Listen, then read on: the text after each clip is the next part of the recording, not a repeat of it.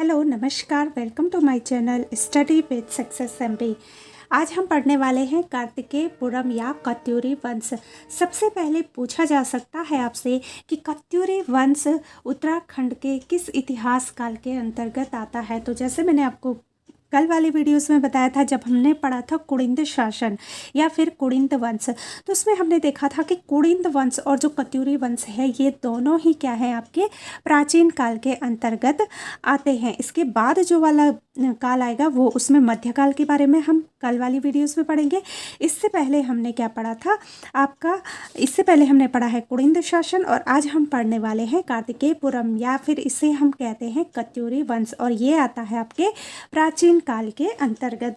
इतिहास को 3 भागों में विभक्त किया गया है, प्राचीन काल, मध्यकाल और आधुनिक काल। तो अभी हम पढ़ रहे हैं प्राचीन काल। प्राचीन काल का आज ये अंतिम हमारा टॉपिक है और काफ़ी इंपॉर्टेंट ये टॉपिक है। यहाँ से बहुत कुछ प्रश्न पूछे जाते हैं, तो चलिए स्टार्ट करेंगे हम।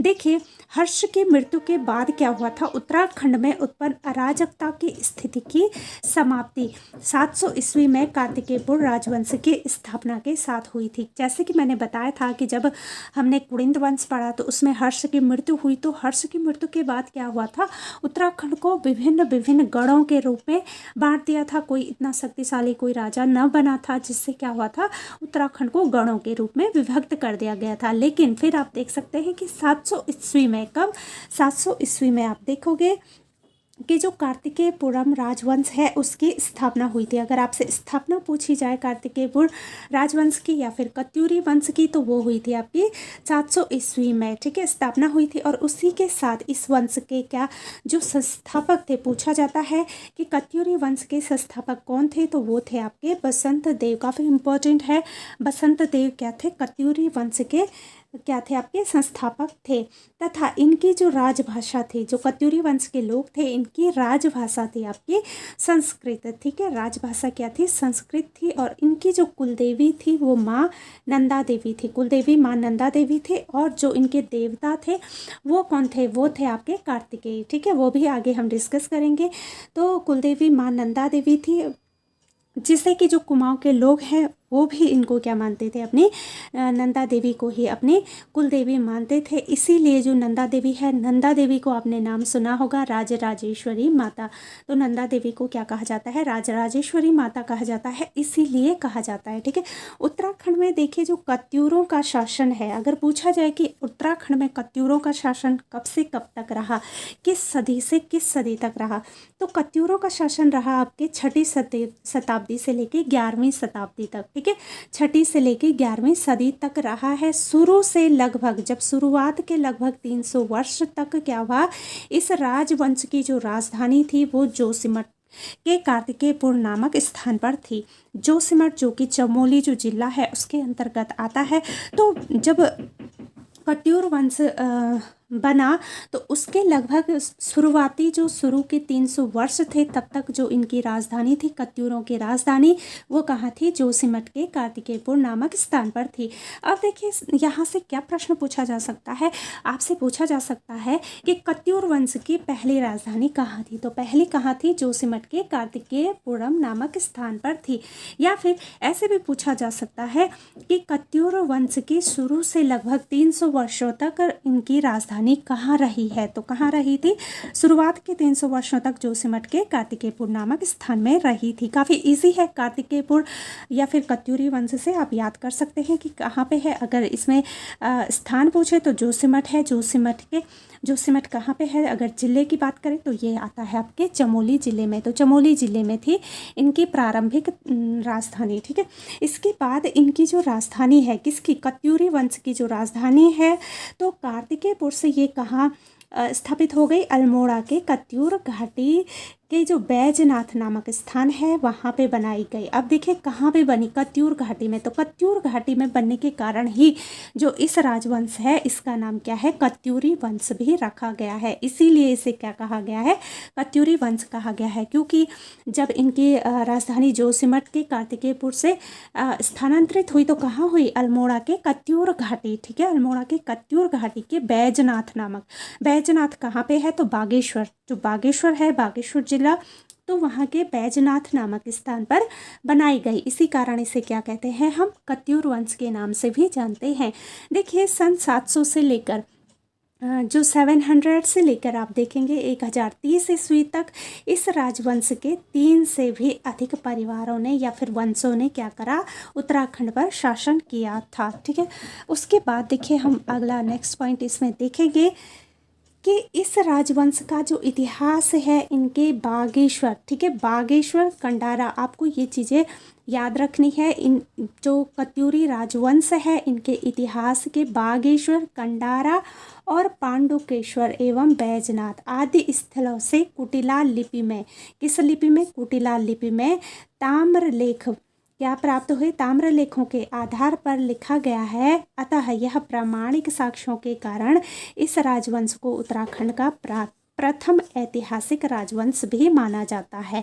उत्तराखंड में इनको क्या माना जाता है, प्रथम ऐतिहासिक राजवंश माना जाता है। अब आपके दिमाग में एक प्रश्न आएगा कि जब मैंने आपको कुड़िंद शासन पढ़ाया था तो मैंने आपको बताया था कि यह उत्तराखंड में क्या है, प्रथम ऐसा वंश है जिसने कि उत्तराखंड पर क्या करा, अपना अधिकार जमाया। और यहाँ पे भी लिखा गया है कि यह उत्तराखंड का क्या है, प्रथम ऐतिहासिक राजवंश माना जाता है।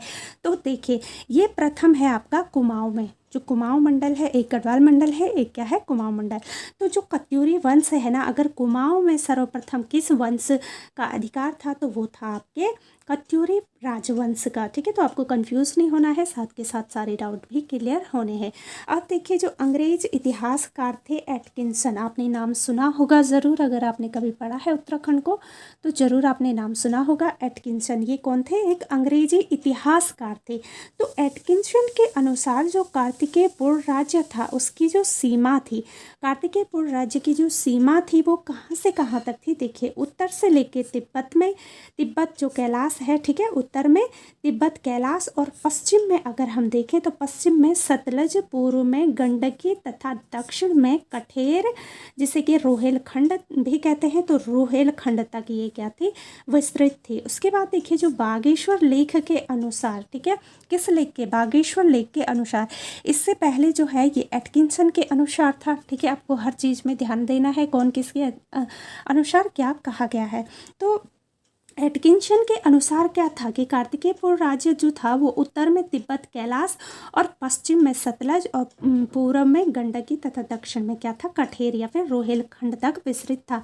लेकिन अब हम देख रहे हैं बागेश्वर लेख के अनुसार, कौन से लेख, बागेश्वर लेख के अनुसार इस वंश के जो प्रथम परिवार का प्रथम राजा था वो कौन था, बसंत देव थे। कौन थे प्रथम राजा, बसंत देव थे। अब देखिए यहाँ से प्रश्न बन सकता है कि किस लेख में यह लिखा गया है कि कत्यूरी वंश के प्रथम राजा बसंत देव थे, तो किस में है ये, बागेश्वर लेख में। ठीक है, किस लेख में है, बागेश्वर लेख में।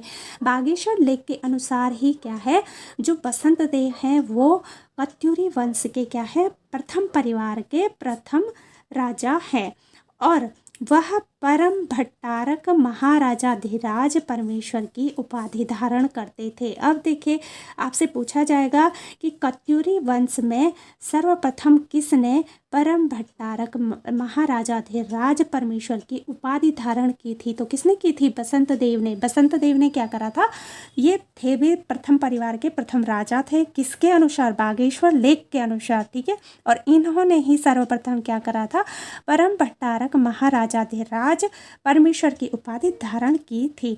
देखिए जो बसंत देव हैं इन्होंने बागेश्वर के समीप, ठीक है, पूछा जाता है, काफ़ी इम्पोर्टेंट है कि बागेश्वर के समीप एक मंदिर को स्वर्णेश्वर नामक ग्राम दान में दिया था।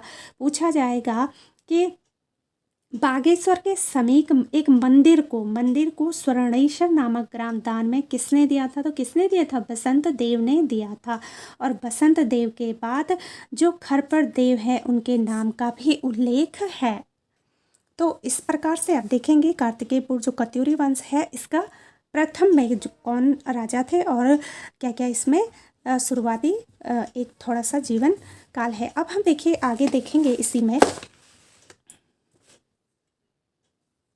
एक आगे क्या है इसमें कि जो कश्मीरी इतिहासकार थे, पूछा जाता है कल्हड़ कौन थे, तो कल्हड़ कौन थे, एक कश्मीरी इतिहासकार थे। तो इन कश्मीरी इतिहासकार कल्हड़ की जो राज तरंगिणी पुस्तक है, राज तरंगिणी पुस्तक किसकी है, कल्हड़ की है। ठीक है, यहाँ पे आपको जो राज तरंगिणी पुस्तक के बारे में अगर पूछा जाए तो वो भी याद हो जाएगा, कल्हड़ से याद रखना है। कल्हड़ कत्यूरी वंश में कल्हड़ है, राज तरंगिणी इनकी क्या है, पुस्तक है। ठीक है, तो कश्मीरी जो राजा है, कश्मीरी राजा कौन है, ललितादित्य मुक्तापीठ। इससे पहले क्वेश्चन में पूछा गया था कि कश्मीरी राजा कौन थे, कत्यूरी वंश में कश्मीरी राजा कौन थे, तो कौन है कश्मीरी राजा, ललितादित्य मुक्तापीठ। तो इनके द्वारा गढ़वाल क्षेत्र को जीतने का उल्लेख है। ठीक है, इनके द्वारा क्या है, गढ़वाल क्षेत्र को जीतने का उल्लेख है। संभवतः इसी समय जो खर्पदेव हैं वो कार्तिकेयपुर पर कब्जा कर नए वंश की स्थापना की थी। राजा जो खर्पदेव थे वो कन्नौज के जो राजा हैं यशोवर्मन, कन्नौज के राजा कौन थे, यशोवर्मन, उनके समकालीन भी थे। इसके बाद उनका जो पुत्र है, कौन है उनका पुत्र, कल्याण राज। ठीक है, यशोवर्मन का पुत्र जो कल्याण राज है वो क्या बने, शासक बने। ठीक है, शासक बने, जिसकी पत्नी का अगर हम नाम देखें तो महारानी लद्दा देवी है। कल्याण राज की पत्नी का नाम क्या है, महारानी लद्दा देवी था। और जो खर्पदेव वंश का क्या बना, अंतिम शासक, उसका जो पोता है वो त्रिभुवन राज था। तो खर्पदेव का जो अंतिम वंश था उसका अंतिम शासक कौन बना, त्रिभुवन राज बना। ठीक है, खर्पदेव वंश का अंतिम शासक कौन बना, त्रिभुवन राज बना। इससे भी जो परम द्वारक राजाधिराज महाराज की जो उपाधि थी, जो कि किसने रखी थी, सर्वप्रथम बसंत देव ने रखी थी, तो वो उपाधि इन्होंने भी रखी थी, किसने, त्रिभुवन राज ने। ठीक है, त्रिभुवन राज ने और बसंत देव, इन दोनों ने कौन सी उपाधि रखी थी, परम भट्टारक महाराजाधिराज परमेश्वर की उपाधि भी धारण की थी। अब देखिए जो त्रिभुवन राज है, इनके द्वारा किसी किरात, ठीक है, पूछा जाता है किसी किरात पुत्र के साथ संधि करने और जो व्याघेश्वर देवता है उसके मंदिर को भूमिदान किसने की थी, तो भूमिदान की जो चर्चा है वो बागेश्वर लेख में है। और किसने दिया था ये भूमिदान, त्रिभुवन राज द्वारा। ठीक है, तो उसमें की गई है ये चर्चा, किसमें की गई है, बागेश्वर धाम में ही ये चर्चा भी की गई है। अब देखिए अगला इसमें जो पॉइंट है वो है कि नालंदा अभिलेख। अब जो अगला अभिलेख हम देख रहे हैं, नालंदा अभिलेख में बंगाल के पाल शासक जो कि कौन थे, धर्मपाल। बंगाल के पाल शासक कौन थे, धर्मपाल थे। उनके द्वारा गढ़वाल पर आक्रमण करने की भी चर्चा है संभवतः। अब देखिए यहाँ पे पूछा जाएगा आपसे कि नालंदा अभिलेख में किसके आक्रमण की चर्चा है, तो जो नालंदा अभिलेख है उसमें बंगाल के जो पाल शासक थे धर्मपाल। ठीक है, तो धर्मपाल के द्वारा गढ़वाल पर आक्रमण करने की चर्चा है। किस में है धर्मपाल के गढ़वाल पर आक्रमण करने की चर्चा, तो वो है आपके नालंदा अभिलेख में। सभी अभिलेखों को आपने अच्छे से समझना है। तो देखिए आक्रमण करने की जो चर्चा है, तो इसी आक्रमण के बाद जो कार्तिकेयपुर राज्य है उसमें खर्पदेव वंश के स्थान पर कौन आए, निम्बर वंश आए। ठीक है, खर्पदेव के स्थान पर कौन आए, निम्बर वंश की स्थापना हुई। जो निम्बर थे, निम्बरों ने क्या करा, पालों से संधि की। ठीक है, जो निम्बर थे, निम्बरों ने क्या करा, पालों से संधि की। और निम्बर शैव मतावलंबी था। जो निम्बर लोग थे वो शैव मतावलंबी थे, शैव धर्म को मानने वाले वो थे। तो उसने जागेश्वर में विमानों का निर्माण कराया था। और निम्बर के बाद उसका जो पुत्र है इष्टगण, निम्बर का पुत्र कौन था, इष्टगण। निम्बर के पुत्र का नाम अगर जानेंगे पूछेंगे तो कौन है, इष्टगण देव थे। तो वो क्या हुए, फिर शासक बने। निम्बर के बाद इष्टगण शासक बना। और इष्टगण कार्तिकेयपुर वंश का एकमात्र पहला ऐसा शासक था जिसने कि समस्त उत्तराखंड को एक सूत्र में बांधने का प्रयास किया था। तो एक सूत्र में उत्तराखंड को बांधने का प्रयास किसने किया था, तो वो किया था आपके इष्टगण ने। ठीक है, इष्टगण ने क्या करा था, संपूर्ण उत्तराखंड को एक सूत्र में बांधने का प्रयास किया था। और अपने पिता, इष्टगण के पिता कौन थे, निम्बर थे। हमने अभी पढ़ा कि निम्बर, ठीक है, तो निम्बर कौन थे, इष्टगण के पिता थे। तो उन्होंने अपने पिता की भांति क्या करा, शैव धर्म का ही पालन किया, शैव धर्म को ही उन्होंने माना। फिर देखिए जागेश्वर में इसने क्या करा, नवदुर्गा, महिषामर्दिनी, लकुलीस तथा जो नटराज है इसके मंदिरों का निर्माण करा। तो आपसे पूछा जाएगा नवदुर्गा, महिषमर्दिनी, लकुलिश तथा नटराज मंदिर का निर्माण किसने कराया था? तो वो किसने कराया था? इष्टगण ने कराया था। इष्टगण के बाद फिर उसका पुत्र था ललित शूरदेव। ठीक है, इष्टगण के पुत्र का नाम क्या था? ललित शूरदेव था। वो फिर शासक बना, ललित शूरदेव शासक बना। और जो पांडुकेश्वर के ताम्रपत्र में इसकी क्या है? कालिकलंक पंक में मग्न धरती के उद्धार के लिए 12 अवतार के समान इसको बताया गया है। किसको बताया गया है 12 अवतार के समान? ललित शूर को। ठीक है, ललित शूर देव को, जो कि इष्टगण का क्या था? पुत्र था। निम्बर का ये पोता हो जाएगा। ठीक है, इष्टगण का पुत्र था। और इसको क्या माना गया है? इसको माना गया है कालिकलंक पंक में मग्न धरती के उद्धार के लिए 12 अवतार। ठीक है, 12 अवतार के समान इसे माना गया है। किसे माना गया है 12 अवतार के समान? पूछा जाएगा आपसे, ललित शुर को। ठीक है, ललित शुर को माना गया है 12 अवतार के समान। देखिए, जो पांडुकेश्वर ताम्रपत्र में ललित शुर देव थे, उसके बाद उसका पुत्र भूदेव के राजा बनने का भी उल्लेख है। तो ललित शुर देव के बाद उसका पुत्र कौन था? भूदेव। तो उसके बाद भूदेव को क्या करा गया था?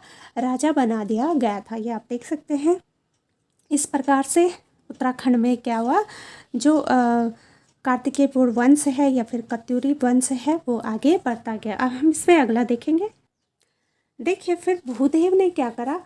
भूदेव ने बौद्ध धर्म का विरोध किया। ठीक है, जो भूदेव थे उन्होंने क्या करा? बौद्ध धर्म का विरोध करा तथा जो बैजनाथ मंदिर है उसके निर्माण में सहयोग दिया। इन्होंने बौद्ध धर्म का विरोध किया। आपसे पूछा जाएगा कत्यूरी वंश में किसने बौद्ध धर्म का विरोध किया? तो बौद्ध धर्म का विरोध करने वाले कत्यूरी वंश में कौन थे?